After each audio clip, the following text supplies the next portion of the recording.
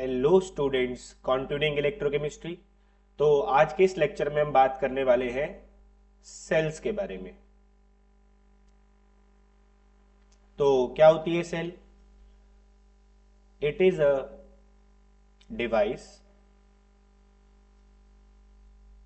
Which convert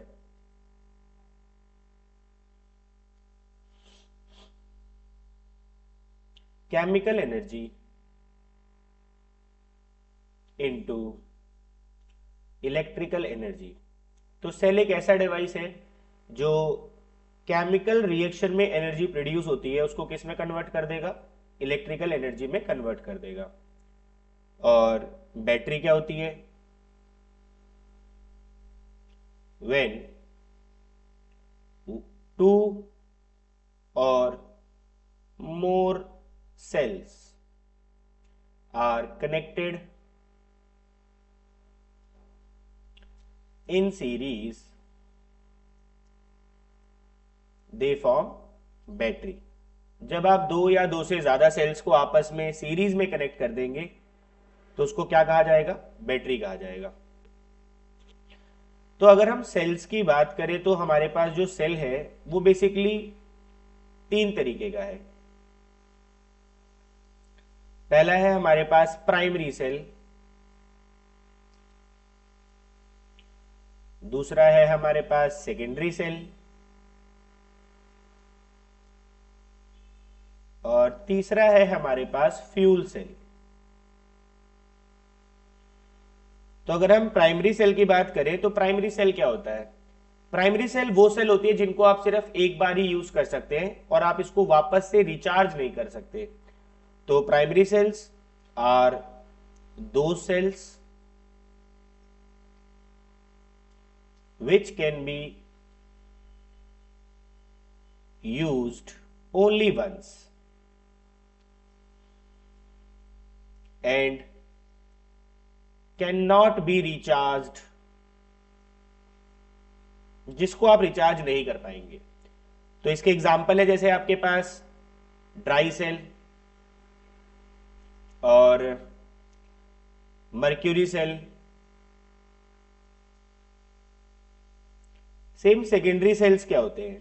secondary cells वो sales होते हैं जिनको आप बार बार रिचार्ज करके अगेन एंड अगेन यूज कर सकते हैं। तो सेकेंडरी सेल्स आर दो cells which can be recharged. एक बार आपने यूज कर लिया फिर उसको आप रिचार्ज कर सकते हैं। And can be used again and again, can be used again and again. Example की बात करें अगर हम, तो इसका बड़ा कॉमन एग्जाम्पल है lead storage battery.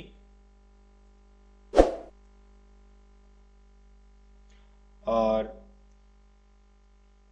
Nickel cadmium cell battery, nickel cadmium battery. अब ये फ्यूल सेल क्या होती है? फ्यूल सेल में आप कॉन्टिन्यूसली एक फ्यूल को बर्न करते हैं और उससे जो एंथैल्पी ऑफ कंबशन, जो कंबशन एनर्जी निकलती है उसको किस में कन्वर्ट कर लिया जाता है? इलेक्ट्रिसिटी में कन्वर्ट कर लिया जाता है। तो in this type of cell a fuel is burned continuously and energy is produced, और जो एनर्जी प्रोड्यूस होती है इज कन्वर्टेड इनटू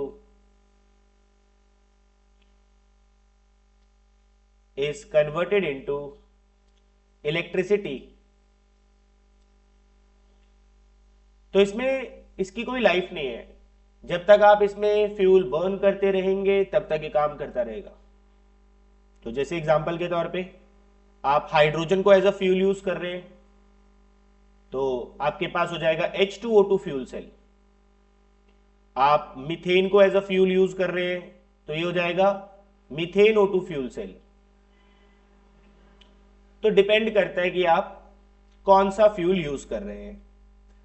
तो वन बाय वन हम सबको डिस्कस करेंगे अभी। तो सबसे पहले है हमारे पास ड्राई सेल। प्राइमरी सेल के एग्जांपल्स की अगर हम बात करें तो सबसे पहले है हमारे पास ड्राई सेल, फर्स्ट वन। इसको आप लेक्लान सेल भी बोलते हैं।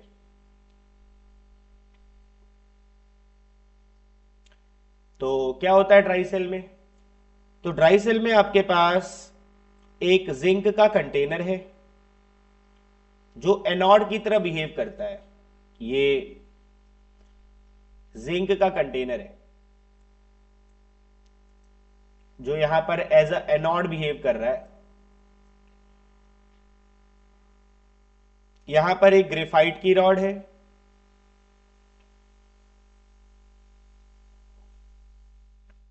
ग्रेफाइट,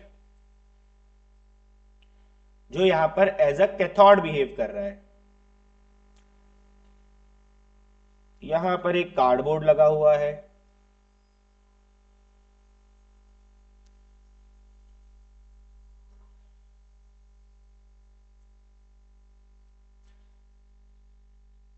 तो यहां पर कुछ इलेक्ट्रोलाइट्स यूज होते हैं।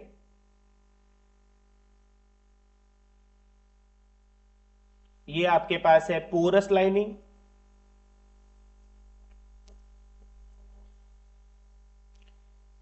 और इसके अंदर भरा हुआ है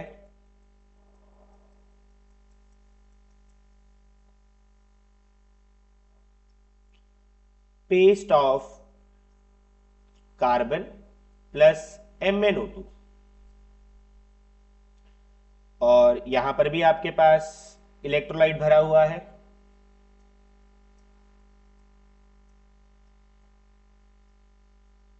वो है zinc chloride plus ammonium chloride. तो यहां पर जो आपका जिंक है वो नेगेटिव बिहेव करेगा और जो आपकी ग्रेफाइट रॉड है वो पॉजिटिव बिहेव करेगी। तो बेसिकली यहां पे कुछ रिएक्शंस होती हैं। जैसे इलेक्ट्रोकेमिकल सेल है वैसे यहां पर कुछ रिएक्शंस होती हैं, और जो केमिकल एनर्जी है उसको ये किस में कन्वर्ट कर देता है? इलेक्ट्रिसिटी में कन्वर्ट कर देता है। तो अगर आप यहां पे बात करें कि एनोड पर क्या रिएक्शन हो रहा है, एनोड पर ऑक्सीडेशन होती है। तो जिंक बना रहा है Zn2+ और रिलीज कर रहा है 2 इलेक्ट्रॉन। वहीं पर अगर आप कैथोड की बात करें तो कैथोड पर होती है रिडक्शन। तो क्या हो रहा है कैथोड पर? MnO2 अमोनियम आयन की प्रेजेंस में 2 इलेक्ट्रॉन गेन कर रहा है और बनाता है Mn2O3 plus ammonia plus water. तो ये बाय प्रोडक्ट्स है इसके। बैलेंस करें तो यहां पे 2 आ जाएगा, यहां पे 2 आ जाएगा, और एक यहां पे भी इसके 2 आ जाएगा।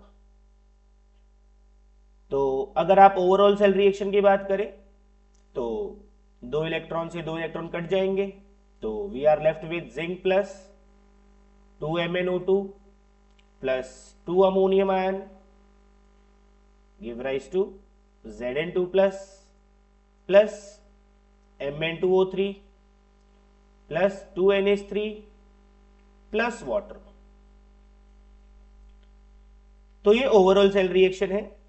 रिएक्शन आपको याद ही करनी होती है कि एनोड पर क्या हो रहा है और कैथोड पर क्या हो रहा है। तो अगर हम इस सेल की बात करें तो ये सेल पोटेंशियल कितना जनरेट करता है? सेल पोटेंशियल इसका रेंज करता है लगभग 1.25 से 1.50 वोल्ट के बीच में। अब यहां पर ये जो आपको अमोनिया दिख रहा है ये अमोनिया गैस है, पर ये एज अ गैस लिबरेट नहीं होता। क्यों नहीं होता? Ammonia is not liberated as gas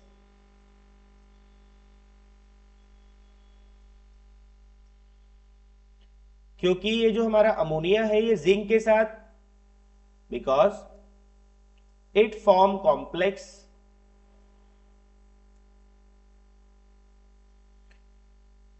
with zinc ion, ये Zn2+ आयन के साथ मिलकर कॉम्प्लेक्स बना लेता है और वहीं पर सेटल डाउन हो जाता है।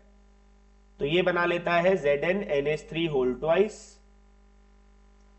2+। और अगर हम बात करें,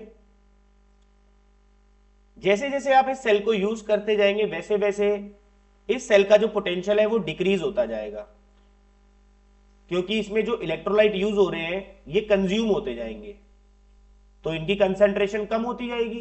कंसंट्रेशन कम होती जाएगी तो सेल की वर्किंग भी स्लो डाउन होती जाएगी। तो it's potential decreases with time because the concentration of electrolyte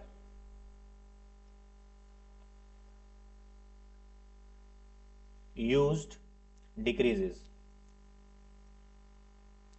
same अगर आप इस सेल को यूज नहीं भी कर रहे हैं तो भी ये सेल कोरोड होकर लीक आउट कर जाती है। क्यों? क्योंकि यहां पर हमने लिया हुआ है अमोनियम क्लोराइड जो कि एसिडिक होता है, ये एसिडिक सॉल्ट है। तो ये जिंक कंटेनर को क्या कर रहा होता है? कोरोड कर रहा होता है। तो इसकी लाइफ बहुत ज्यादा नहीं है। It does not have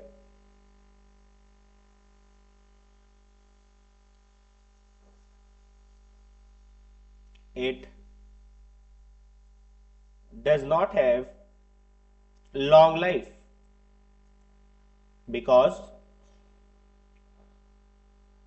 acidic ammonium chloride corrode zinc container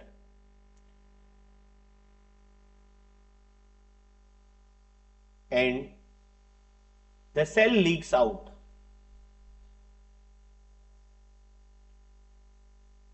तो ये था आपके पास all about dry cell. Use कहां पे करते हैं आप इस सेल को? It is used in what clocks, clock में इसका इस्तेमाल किया जाता है, और रिमोट्स,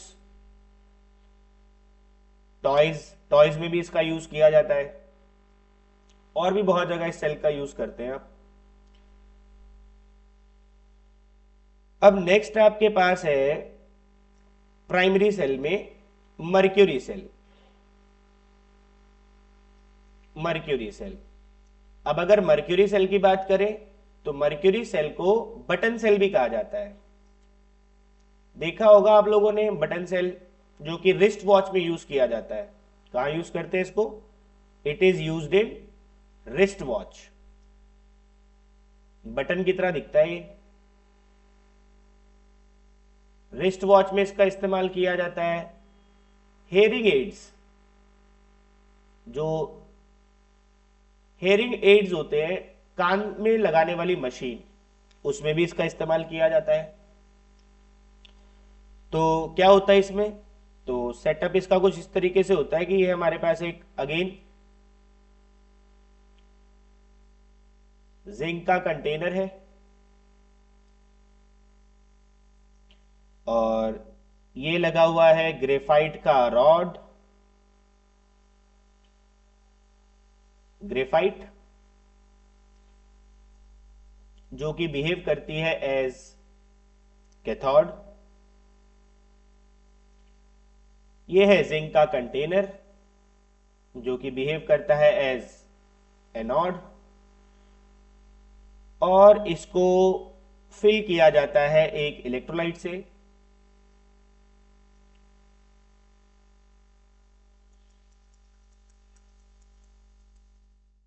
तो जो इलेक्ट्रोलाइट इसमें यूज किया जाता है वो है मर्क्यूरी प्लस पोटेशियम हाइड्रोक्साइड।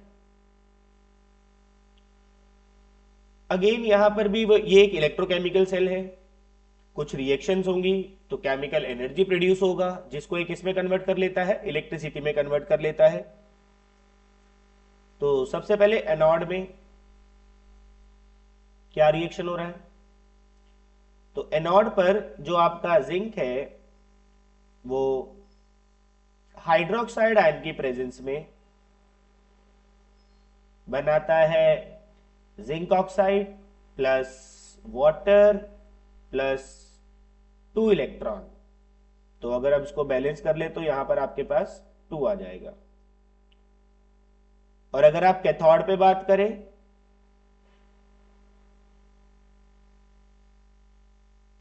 तो कैथोड पर क्या हो रहा है? कैथोड पर मर्क्यूरी वाटर की प्रेजेंस में 2 इलेक्ट्रॉन गेन करता है और फॉर्म करता है mercury oxide plus hydroxide ion. तो ये रिएक्शंस हो रही है कैथोड और एनोड पर, ये आपको लर्न ही करनी है। तो 2 इलेक्ट्रॉन से 2 इलेक्ट्रॉन कैंसिल आउट हो जाएंगे, वाटर से वाटर कैंसिल आउट हो जाएगा, हाइड्रोक्साइड से हाइड्रोक्साइड कैंसिल आउट हो जाएगा। तो क्या बचेगा हमारे पास? यहां पर मर्क्यूरी ऑक्साइड आएगा।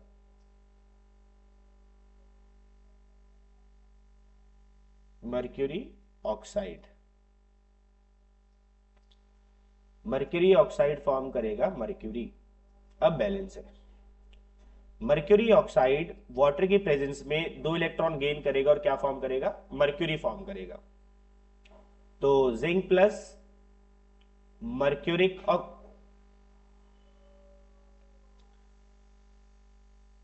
मर्क्यूरी ऑक्साइड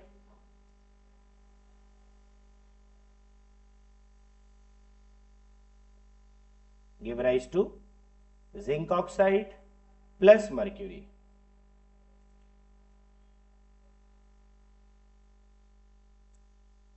तो अगर हम बात करें तो ये कितना सेल पोटेंशियल जनरेट करता है? सेल पोटेंशियल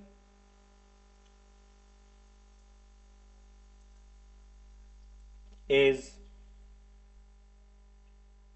1.5 वोल्ट के आसपास होता है। लेकिन इस डिवाइस की एक खास बात है, जब तक ये सेल वर्क करती है तब तक इसका पोटेंशियल कांस्टेंट रहता है। क्योंकि अगर आप इसकी ओवरऑल सेल रिएक्शन देख पा रहे हैं तो इसमें कोई भी ऐसा आयन नहीं इन्वॉल्व है, कोई आयन इन्वॉल्व नहीं है यहां पर जिसकी कंसंट्रेशन टाइम के साथ बदल रही हो। तो यही इसका एक इंपॉर्टेंट पॉइंट है कि mercury cell generates a constant potential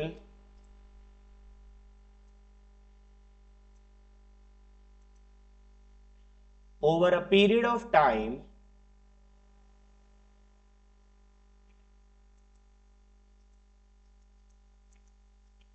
because it does not involve any ion in cell reaction whose concentration may change। तो जब तक ये सेल वर्क करेगी तब तक इसका सेल पोटेंशियल कांस्टेंट रहेगा।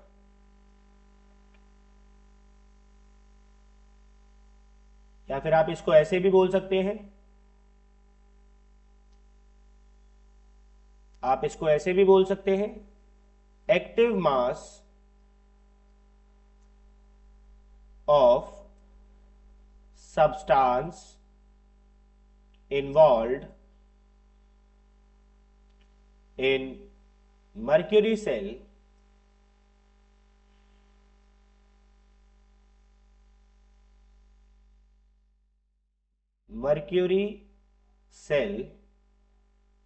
remain constant।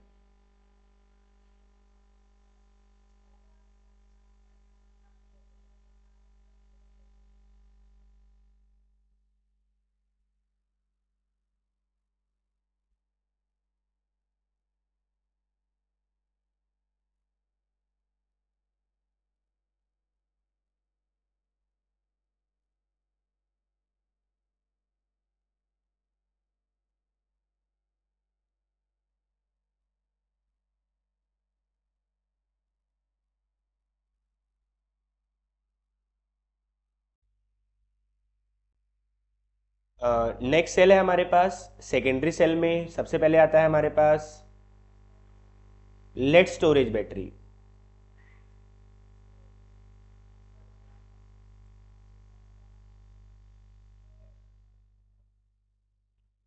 तो लेड स्टोरेज बैटरी वो है जिसको आप वापस से रिचार्ज करके अगेन एंड अगेन यूज कर सकते हैं। तो इसका यूज कहाँ किया जाता है? It is used in automobiles,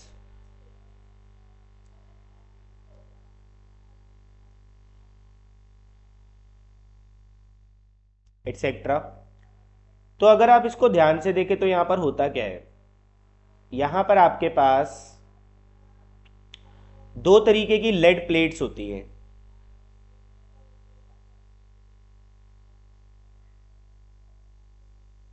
ये लेड की प्लेट्स है,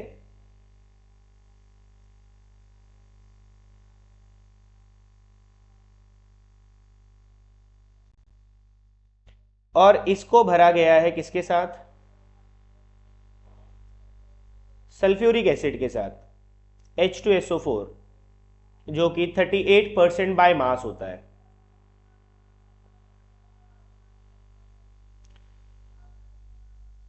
यहां पर ये जो तीन प्लेट्स हैं ये एक तरीके की है जो कि कलेक्टिवली एनोड बिहेव करने वाली हैं, और ये तीन प्लेट्स एक तरीके की हैं जो कलेक्टिवली कैथोड बिहेव करने वाली हैं। तो ये है आपके पास lead plates, lead plates filled with spongy lead, जिसको लेड के साथ भरा गया है। और ये जो सेकंड है आपके पास, ये भी लेड प्लेट्स है जिनको भरा गया है filled with lead dioxide, PbO2। तो मेन आपको यह पता होना चाहिए कि यहां पर क्या रिएक्शंस हो रही हैं एनोड पर और क्या रिएक्शन हो रही है कैथोड पर। तो पहले हम बात करने वाले हैं वाइल डिस्चार्जिंग, कि जब आपका सेल डिस्चार्ज हो रहा है, जब आप इससे इलेक्ट्रिसिटी प्रोड्यूस करवाकर उसको यूज कर रहे हैं। तो एनोड पर क्या होगा? एनोड पर जो हमारा लेड है वो सल्फेट आयन की प्रेजेंस में फॉर्म करेगा लेड सल्फेट और रिलीज करेगा 2 इलेक्ट्रॉन। और यहीं पर अगर हम कैथोड पर बात करें तो कैथोड पर क्या होगा? जो PbO2 है वो H+ आयन की प्रेजेंस में और सल्फेट आयन की प्रेजेंस में 2 इलेक्ट्रॉन गेन करेगा और फॉर्म करेगा PbSO4 और साथ में फॉर्म करेगा वाटर मॉलिक्यूल। तो इसको बैलेंस कर ले, बैलेंस करेंगे तो सल्फर सल्फर बैलेंस है, तो यहां पर आपके पास आ जाएगा 2H+, हाइड्रोजन बैलेंस हो गया। ऑक्सीजन यहां पर 2 है तो यहां पे 2 लगेगा, तो यहां पर हो जाएगा 4H+। Now it is balanced. तो यहां पर क्या कैंसल आउट हो रहा है? कुछ भी कैंसल आउट हो रहा है, 2 इलेक्ट्रॉन से 2 इलेक्ट्रॉन कैंसल आउट हो जाएंगे। तो ओवरऑल सेल रिएक्शन क्या हो जाएगा? Pb plus PbO2 plus 4H+ plus 2 sulphate ion give rise to 2 PbSO4 plus 2H2O। तो इस तरीके से ये सेल वर्क कर रही है जब ये डिस्चार्ज हो रही है। अब क्या होगा? आपने इसको यूज कर लिया, अब ये डिस्चार्ज हो गई। अब आप इसको वापस से एक्सटर्नल सोर्स से कनेक्ट करेंगे, इलेक्ट्रिकल सोर्स से कनेक्ट करेंगे, तब ये वापस से रिचार्ज होना शुरू हो जाएगी। और जब ये रिचार्ज होगी तो सेल रिएक्शंस क्या होंगी? तो जो रिएक्शंस पहले हो रही थी वही रिएक्शन जस्ट रिवर्स हो जाती है। वाइल रिचार्जिंग जो रिएक्शंस एनोड पर हो रही थी अब वो रिएक्शंस कैथोड पर होंगी, और जो रिएक्शंस कैथोड पर हो रही थी वो रिएक्शंस एनोड पर होंगी और वो रिवर्स हो जाएंगी। तो एनोड पर क्या होगा? एनोड पर वो रिएक्शन होगी जो पहले कैथोड पर हो रही थी लेकिन रिवर्स हो जाएंगी। तो क्या हो जाएगा reaction? PbSO4 plus 2H2O will form PbO2 plus 4H+ plus SO4 2- plus 2 electron. और कैथोड पर क्या होगा? जो रिएक्शन एनोड पर हो रही थी अब वो कैथोड पर होगी लेकिन रिवर्स होकर। तो PbSO4 will gain 2 electron and form Pb plus SO4 2 minus.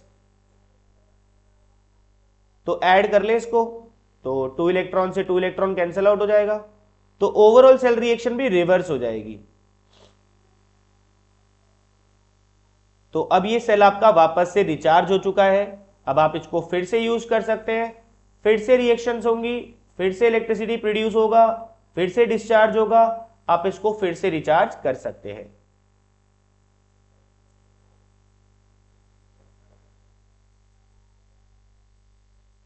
तो रिएक्शंस आपको यहां पे याद ही करना होता है। यहां पर एक इंपॉर्टेंट पॉइंट है कि when 1 Faraday of electricity is produced from lead storage battery,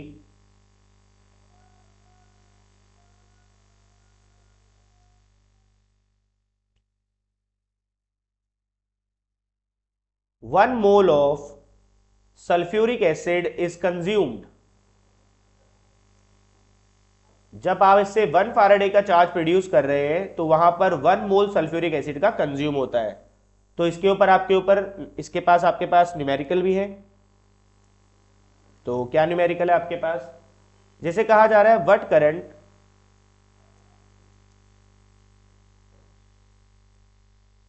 for 1 hour can be withdrawn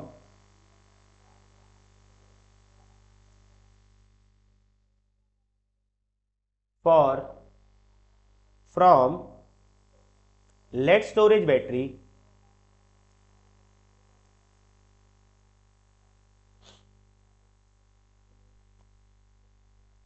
if 49 gram of H2SO4 is consumed।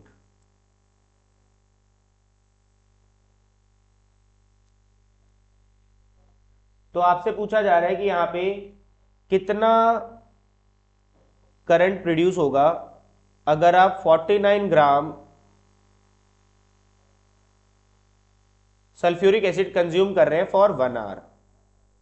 तो आपको पता है वेट का फॉर्मूला क्या होता है, atomic mass upon NF into I into T। Weight कितना दिया गया आप लोगों को, 49 ग्राम। एटॉमिक मास कितना होता है, 98। वैलेंसी फैक्टर की बात करें तो वैलेंसी फैक्टर आपके पास है 2। फैराडे का वैल्यू 96500। आई निकाल रहे हैं हम लोग, करंट ही तो बताना है। 1 आवर है, टाइम हमेशा किस में होना चाहिए, सेकंड्स में। तो 1 आवर में 3600 सेकंड्स हो जाएंगे। तो यहाँ पे 3600 का यूज कर ले। तो क्या कैंसिल आउट हो रहा है आपके पास, यहां से ये कैंसिल आउट हो जाएगा, यहां से ये कैंसिल आउट हो जाएगा, यहां से ये कैंसिल आउट हो जाएगा। तो we are left with I equals to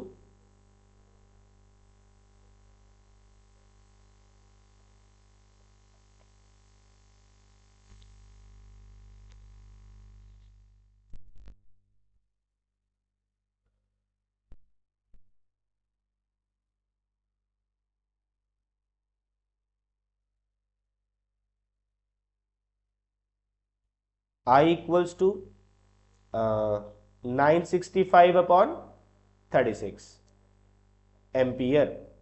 तो ये आपका आंसर है। तो this is all about lead storage battery. हमारे पास एक और सेकेंडरी सेल है जिसका नाम है निकल cadmium battery. Nickel cadmium battery ये भी सेम इसी तरीके से काम करती है जैसे लेड स्टोरेज बैटरी काम करता है। तो यहां पर बेसिकली आपके पास क्या होता है, एनोड पर आपके पास कैडमियम होता है जो कि हाइड्रोक्साइड आयन की प्रेजेंस में कैडमियम हाइड्रोक्साइड फॉर्म करता है और 2 इलेक्ट्रॉन रिलीज करता है। और कैथोड पर क्या होता है, निकल डाइऑक्साइड का यूज किया जाता है, जो कि वाटर की प्रेजेंस में 2 इलेक्ट्रॉन गेन करता है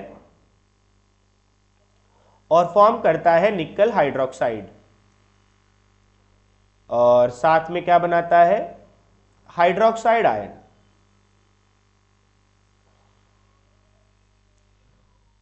तो यहां पर अगर आप बैलेंस करेंगे इसको, तो वाटर सब कुछ बैलेंस है, हाइड्रोजन 4 है, तो यहां पे 2 लग जाएगा, सब बैलेंस है। तो क्या रिएक्शन हो जाएगा आपके पास, 2 इलेक्ट्रॉन से 2 electron cancel out, hydroxide ion से हाइड्रोक्साइड आयन कैंसिल आउट, तो हमारे पास होगा CD plus NiO2 plus 2H2O give rise to CdOH whole twice plus NiOH whole twice. ये आपके पास ओवरऑल सेल रिएक्शन है वाइल डिस्चार्जिंग। अब रिचार्जिंग में क्या होगा, यही रिएक्शंस रिवर्स हो जाएंगी। जो रिएक्शन कैथोड पर हो रहा है वो एनोड पर होगा रिवर्स होकर, और जो रिएक्शन एनोड पर हो रहा है वो कैथोड पर होगा रिवर्स होकर। तो ये थी हमारे पास निकल कैडमियम सेल। इसकी लाइफ ज्यादा होती है लेड स्टोरेज बैटरी से, it has long life than lead storage battery,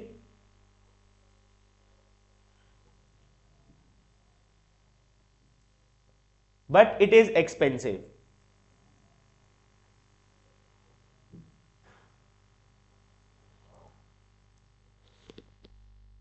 तो ये था आपके पास primary cell, secondary cell, fuel cell हम लोग नेक्स्ट लेक्चर में डिस्कस करेंगे। That's it for now, thank you.